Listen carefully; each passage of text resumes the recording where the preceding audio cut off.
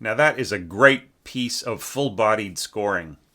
This is another one of those entries where the mock-up works really, really well, and what you're hearing is pretty close to what it will sound like, without necessarily having to slavishly score to the mock-up.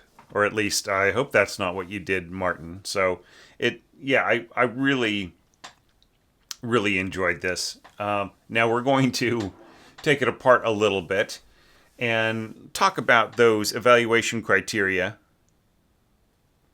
Starting off with, hang on, just moving some things around my office.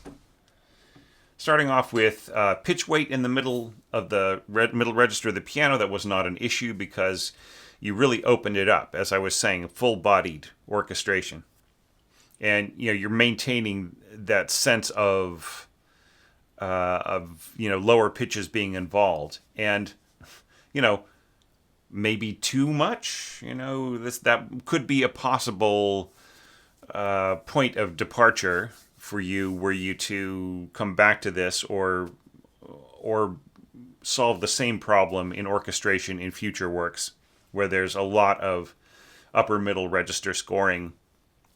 Do you really want to have the bass involved all the time, or do you want that sense of sort of suspension of the parts kind of sitting up high for some of the time?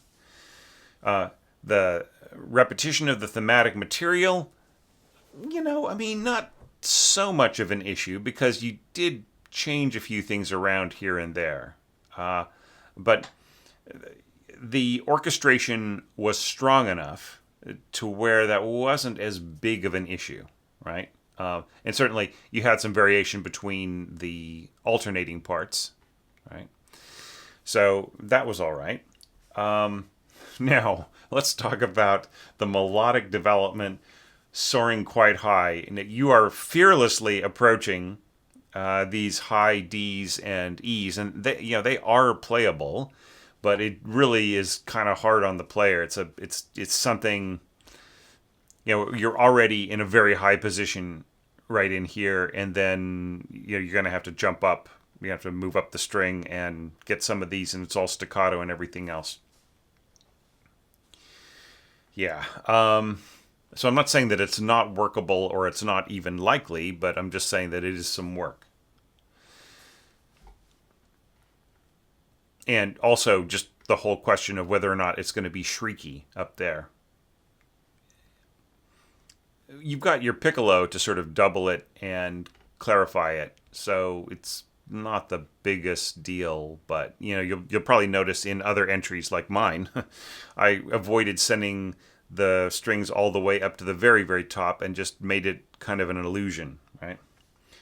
Okay, so accompaniment figures covering a wide range. You broke those up in places, but here's where I think we can talk about a little bit of work, and that is that the harp really is just not going to make much of a difference at all. You've got all of this marcato right in here. You've got the lower string pizzicato. You've got this F sharp being played fairly high note on your first horn. So against that kind of massive sound, the harp really is making no difference whatsoever. So I would say whatever pitches that you can throw to your lower strings right in here that cover some of the motion of the harp, if not the exact same pitches. I mean, you could get this E and B on your viola. It would be a little weird, but it's playable. So it is kind of possible to throw some of that to other instruments. But the harp is really not making much of a contribution at all, except for right here. Now here you have this non-arpeggiando chord, and you have fortissimo, winds, and strings, and forte brass ending on this chord. The harp is invisible, right? So my suggestion is just make it easy on your harpist and cut everything out except for this. If you have, or this kind of scoring, if you have a similar passage. The harp just really is a soft instrument. It's not going to be heard, right? Under this kind of tone weight. Okay. Yeah, so some fairly solid timpani playing right in there. And I like the way that you sit on the. You're sitting on the dominant rather than on the tonic in your very lowest notes. That's very cool. Oh, okay. So now the whole question of the upper middle register continuing on and being kind of relentless. If there's no textural contrast, it's not a problem, right? Because it's you have the full orchestra and the full scope of the scoring all the way across. So we don't need to worry about that. And then maintaining a driving staccato and transitioning smoothly into the next passage. I'm not going to criticize this on those grounds because it's very similar to what I did. I had a little bit of wind doubling in there, but it's perfectly sufficient here with the staccato passage right in here.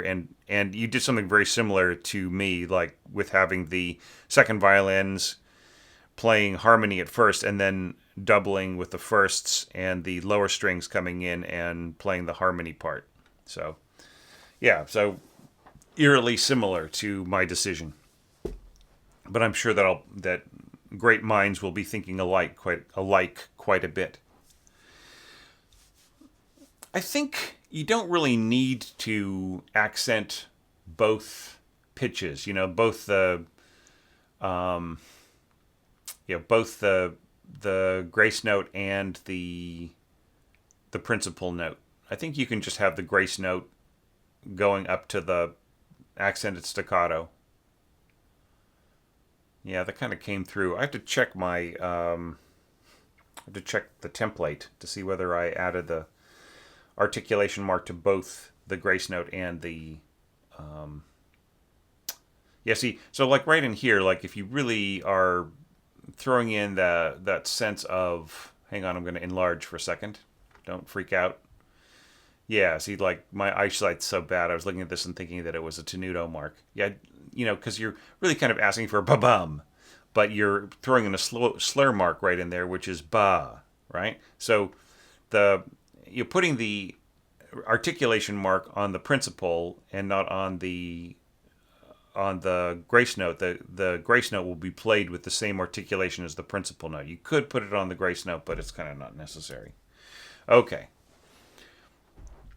So basically you've got the same exact part in flutes and clarinets, right? So you have that sense of spiciness that the first clarinet is going to have in its clarino register, and you have got you've got the second flute playing rather low.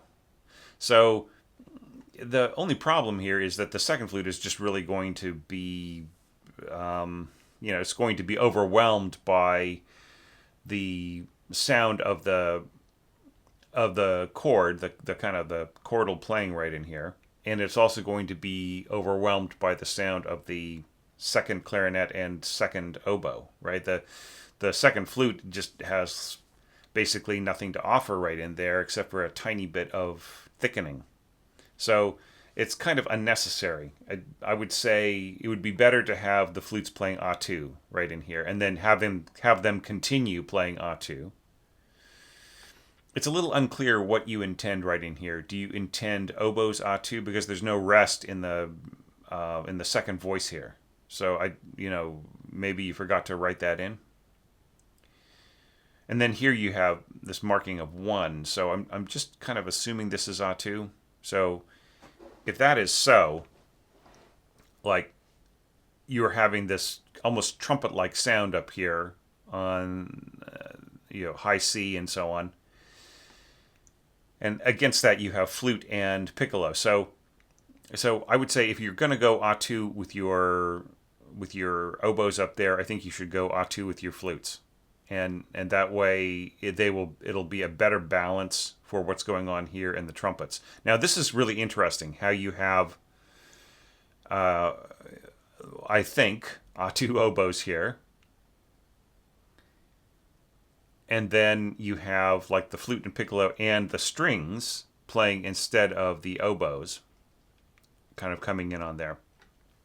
Okay, and then like the second violins doubling the trumpet. And here's kind of a trick. Sometimes you can get the string sound to come out more when it is doubled by a wind instrument. When both instruments are going to be competing against like a trumpet line like this, because the wind the winds are kind of like a halfway point between especially heavy brass and the strings. So you can. I'm not saying it'll sound necessarily more string-like, but there'll be less lost, right? Now, if you're going to be scoring forte trumpet and forte strings, the trumpet always wins. So that's just a balance thing. If you're going to drop everything down to forte, then then it's just harder for the strings to come through.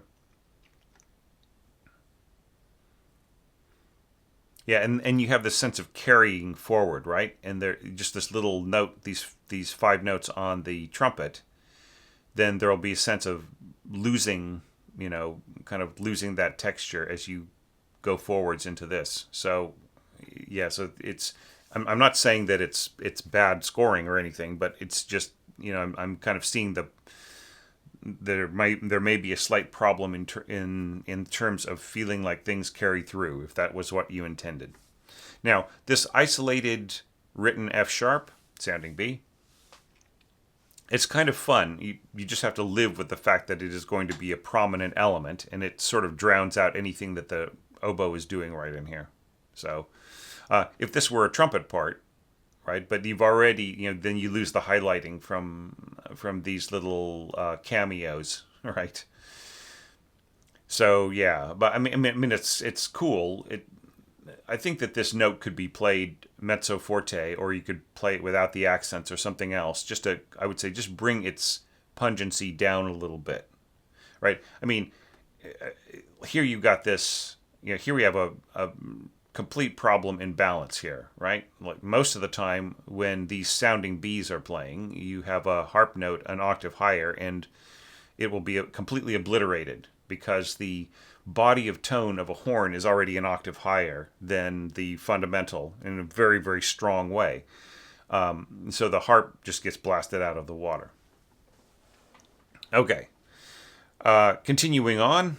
Sort of the same thing as before, so we don't have to belabor it. But looking at this part right in here, I thought that this was very, very fun scoring. This little syncopation right in here, and the bassoons. The bassoon part in here, I mean, this is almost really a second horn part, or so. If you felt that this didn't balance well enough, you could easily throw it to the second horn, and I think it would work really, really well. This is nice right in here. I'm assuming, well, see, no, you have 1 here. So this is first flute playing with it's kind of the same thing as before, right? And once again, harp just does not really have much to add right in here. And this is more filled out with pizzicato. See, you're using some of those strategies in here that I recommended over here. So I would just say just transport that over to here. And then everything goes up to that shrieking high E. And then we have the upper middle register continuing on relentless possibly kind of thing, which is not a concern. Okay, now here you're noticing something. Anybody who was listening to the mock-up. And that is that the brass were very prominent right in here. And, it's just because you have everything accented, right? So, the accents are pushing their way through the texture, and, accents are, it is an articulation that hits strong, right? And then there's also the connotation of the note being a bit louder in general. Right? So I would say if you just cut the accents here, there's kind of no need for that articulation. They're strong enough at forte, right? And you don't even need that in the timpani. let the accents be in the winds and the strings, and then your brass are not going to dominate so much, because the way that you got it scored now, what your mock-up is telling you is actually the truth. The brass is going to come through, and if you insist on having those accent marks in there, then the conductor is probably going to tell the brass to play mezzo forte, right? So if that's the situation anyway, then you might as well just take them out. Okay, and then that leads into this really nicely, I've got to say. Just the way that the winds and brass come to an end and dovetail into this kind of furious staccato. Now, molto marcato, I think you should mention something about like sempre fortissimo or something just going forward, because, yeah. And you missed putting this in both parts, right? So, anyway,